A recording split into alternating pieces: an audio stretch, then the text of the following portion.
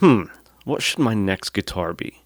I like the design of the Telecaster's pickups and control panel, but I really want three pickups like a Strat.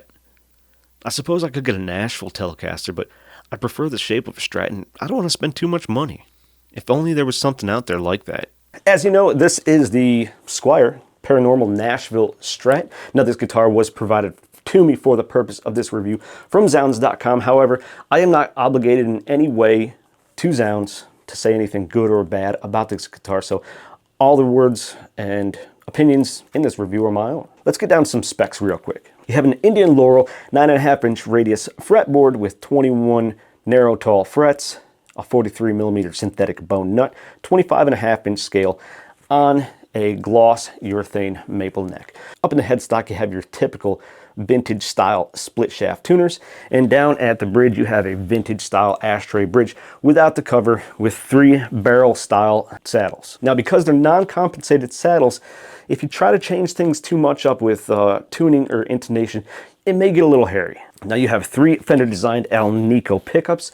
I think they're probably Alnico 5, but the specs don't say exactly what they are. You have a 3-ply Nashville Telecaster style pickguard, Telecaster style control with an import 5-way switch. You have a master volume and a master tone. Master tone is a push-pull. Now, get to a little more specifics. Underneath this 2-color chocolate sunburst bound, age white bound body, you do have routing for a humbucker up in the neck. It's like a typical Nashville Telecaster routing. You have your Telecaster bridge routing, your single coil middle pickup routing, but up here you do have enough room for a humbucker. I'm not sure if it's quite big enough for a wide range humbucker, so you'll have to take some measurements on that, and you're probably going to have to go for a custom pickguard anyway. Over at the controls, like I said, you got a master volume. These are 2 Alpha 250K pots. The master volume is a full-size pot, and these knurled knobs are solid shaft grub screw set knobs. Up underneath the tone knob, the push-pull knob, it is a mini pot, but it is an Alpha 250K with a .022 UF capacitor. Now, the 5-way import switch is just like any other 3 pickup switch you'd have on a Strat. First position is the bridge, second position is the middle and the bridge, third position is the middle, fourth position is the bridge and the neck, and of course the 5th position is just the neck. Now, with the push-pull, once you pull it up, in the bridge position, you have now activated the bridge and the neck pickup. Now, in the second position, activates all 3. And these offer 7 different positions with a great, nice, rich, and creamy sound, especially if you want to do some ambient stuff. It sounds really good. Now, this body is set up as a string through, and it comes with 9s on it, but the bridge over here, you can also see that it's set up for top loading. So that's always an option. If you like a top loader, you can top load it. If you want string through, you got string through. You also have your typical recessed Telecaster style input or output jack for that matter. Let's hear some quick sound samples, and then I'll give you my final thoughts on it.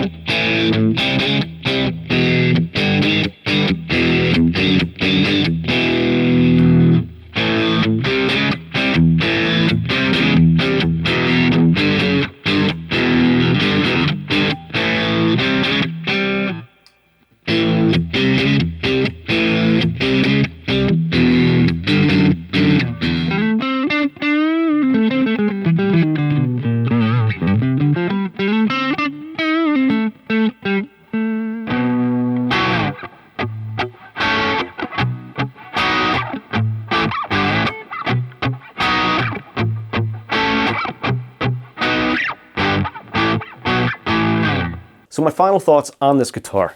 If I were to buy it and I were to do any kind of modifications to make it better, which it's already a great guitar, I would probably use some brass compensated saddles down here, which you might be able to buy for about 30 bucks. A whole another vintage drop-in saddle from like Wilkinson that already has the saddles set up. Now the nut, very adequate and was cut very nicely. No sharp edges on that whatsoever.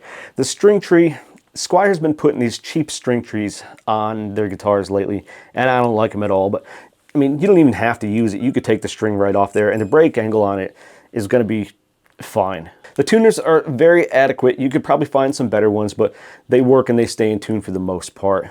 They really don't need to be changed. Now the glossy neck, I like this smooth glossy neck, but if you ever get one of these CVs or any other guitar with a glossy neck with a poly finish, you can usually just take like a green Scotch-Brite pad and just go up and down it enough to knock the shine off, and it'll also knock that stickiness off if you have sweaty hands.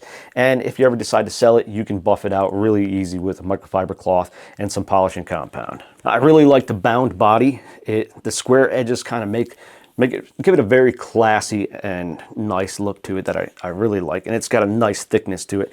There is no contour cutout, so that edge is right in your rib cage if you're leaning on it. It's not that serious. I'm just pointing it out. The electronics work just fine, and I like the optional 2 other positions with the push-pull. That really is the icing on the cake. Now, would I buy this guitar? Absolutely. If it was more my style and I didn't already have a bunch that I really don't need. But absolutely, Squier, I think, has outdone themselves on this guitar, and it is a very, very good quality instrument. Well crafted. I'm impressed. Now, if you'd like to purchase this guitar, there is an affiliate link down in the description there to zounds.com, and it'll help support the channel a little bit. And through Zounds, you can make, I believe it's 4 to 6 month payments with no credit check and no interest. So that's always an option. Now, this guitar does go for $429, which is about your typical classic vibe paranormal price. And you might be able to find one on the used market there too, so keep an eye out. It also comes in shoreline gold, but I just thought this 2-color chocolate burst was a little more classy. While I love the shoreline gold, it's just kind of boring. That's going to do it. Thanks for watching. As always, if you're not a subscriber, hit that subscribe button and maybe like this video for me. We'll see you next time.